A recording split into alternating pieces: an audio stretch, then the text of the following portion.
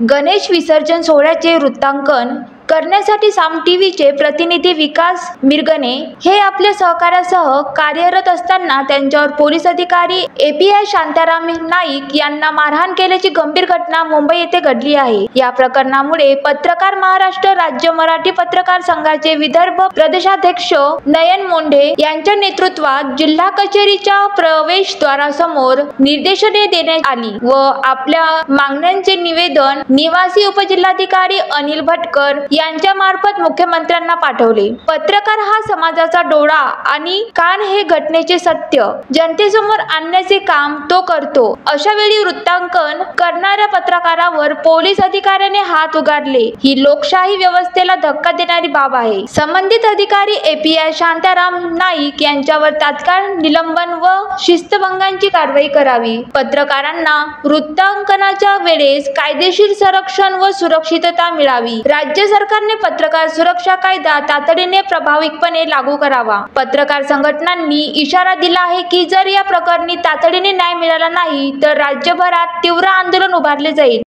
आमची ही मागणी आहे की आमचा पत्रकार तिथं बातमी करायला गेला, मात्र राजाराम नाईक एपीआय यांनी त्यांच्या कानशिलात लावली।